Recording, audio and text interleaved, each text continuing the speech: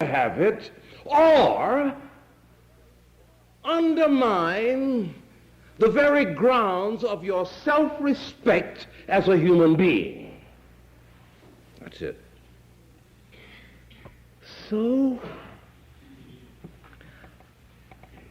if life is dynamic,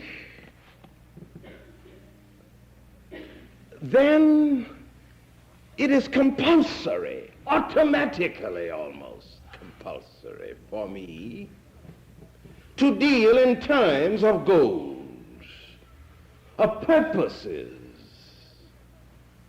of pursuits. And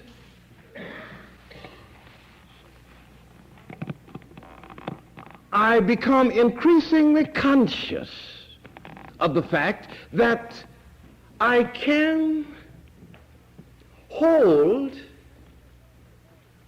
in focus a purpose until that purpose becomes related to my nerve center of consent. And when my nerve center of consent becomes related to the purpose, then there is created through this opening in me, which is my nerve center of consent, that which draws upon all the vitalism and the dynamics of the universe. That's why when a man is related that way, you can discourage him, never. You can hit him across the head. You can starve him out. You can do all sorts of things. But whatever you're doing can't get over into where he's operating. It's like this, I've told you about him many times, but I like to talk about him, about this feeble-minded puppy that I had, who it was in the years when I was teaching down in Atlanta, Georgia, and the students would come over to the house, and he was just a little puppy, and everybody liked him. But he didn't know that. He didn't know anything. See him, but he was alive. And he'd jump up on you and scratch your stockings. And then you'd push him off. He'd jump up again. And then you'd take a little newspaper and strike him. And he would yell as he jumped back up on you. I mean, nothing ever got over to where he was. If you put your hand in his mouth, he bit you. I mean, he didn't, you know how dogs do. They soon learn how to pretend to bite, but he didn't. He just chewed away. I mean, it was nothing ever seemed to get over into the area in which he was operating.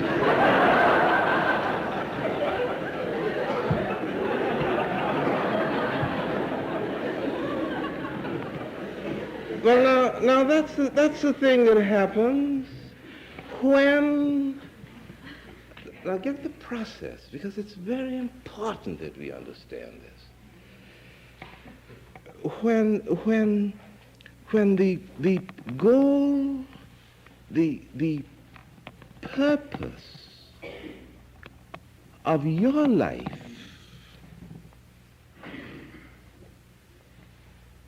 becomes related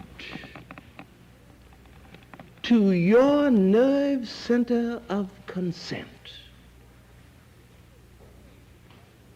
And it means that it has to be held there until it catches. And the thing that inspires the mind with confidence in doing it is that the awareness all around us that we operate in a context that is itself dynamic. And when I hold it there and when it catches, then energy, live energy, if I may be redundant, somehow becomes readily at my disposal. And the effect of that energy illumines my mind, gives me fresh attacks, gives me new dimensions of awareness and meaning and overtones and values.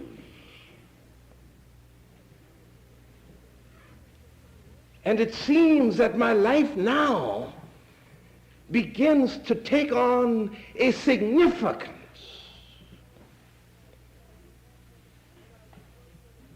And I become, for the first time in my life, a humble human being, because now,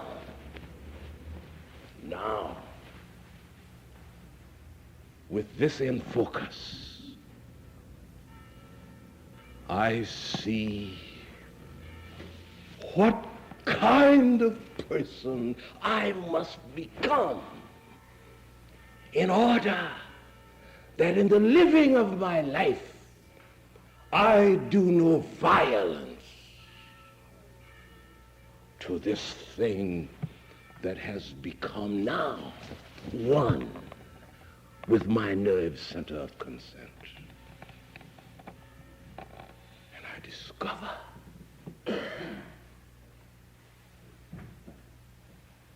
that in my own way, I am becoming religious.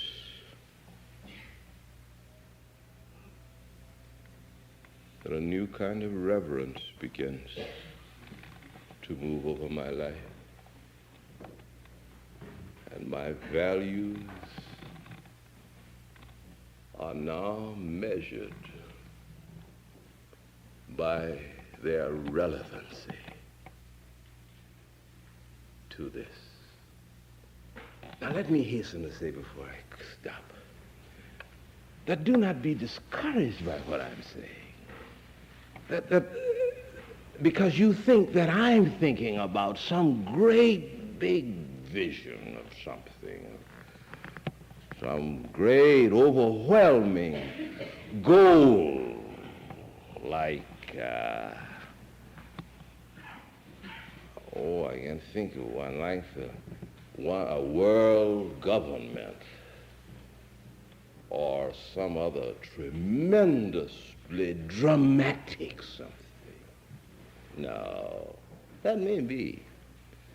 But I'm talking about what is within the reach of each one of us.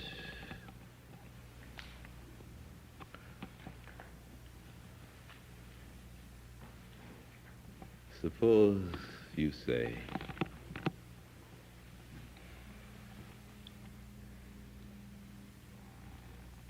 what is available to me in terms of a goal is that I shall make of my life something beautiful. That's all. Something beautiful. So that all who touch my life will somehow be lifted up and strengthened. Not in any pious way, but when they touch my life, they find themselves responding to life.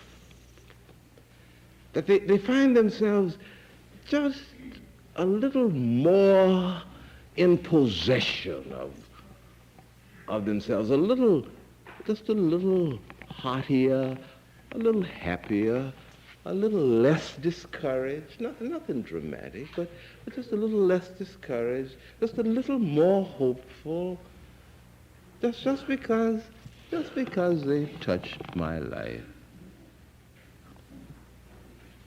Suppose a simple thing like that is your goal, not to become a saint. Of course, I think you would, but not to become a saint,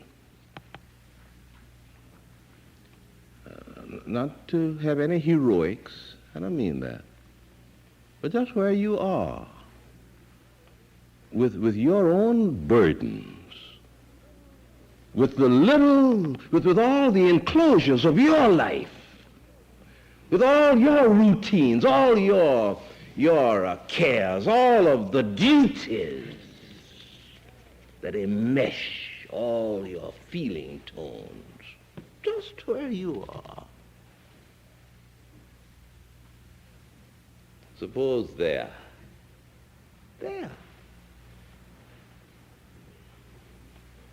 with this thought in mind about the dynamics of the universe, suppose there, without changing a single thing in your situation, without changing a single thing in your environment, without altering anything except the shifting to your center of focus,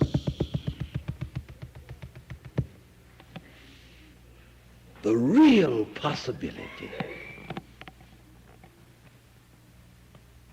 that you, where you are, can become a whole human being.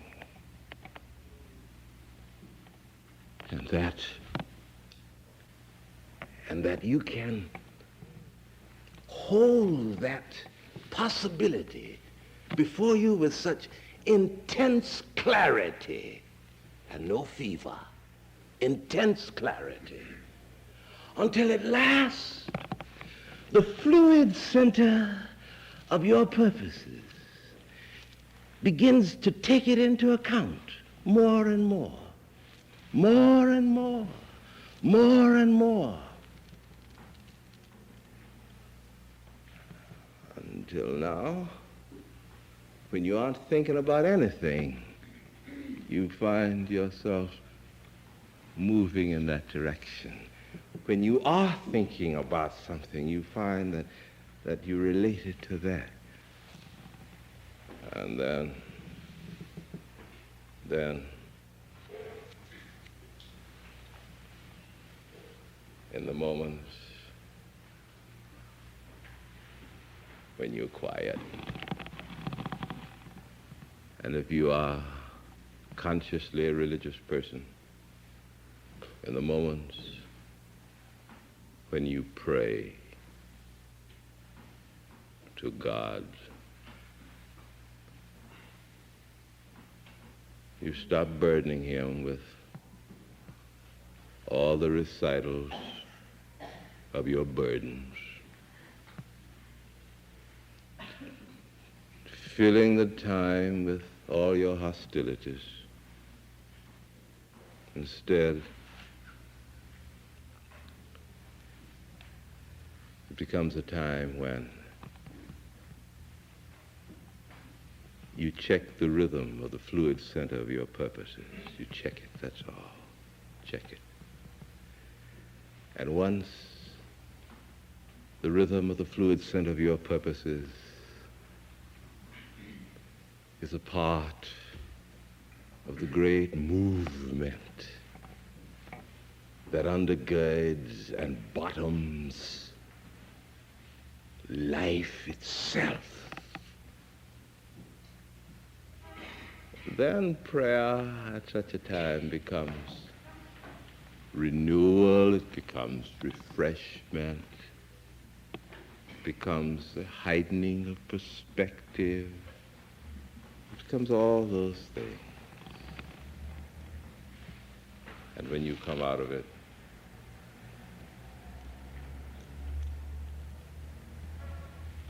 your feet hit the sidewalk in a new way. And there's a light in your face.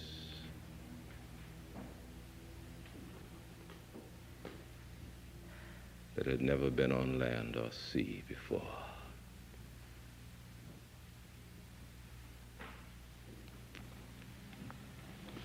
tremendous. And I'm very grateful to God that nobody, however humble and simple and limited, nobody needs suffer from a sense of complete and utter futility in a world that is dynamic, a world held in God's hands.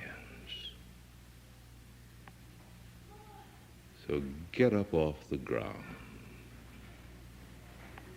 Lift up your head.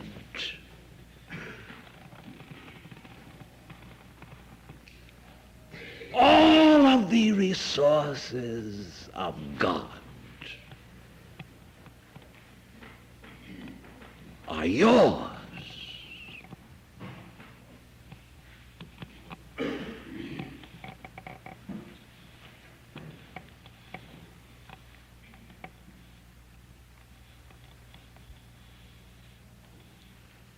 But you have to work at it.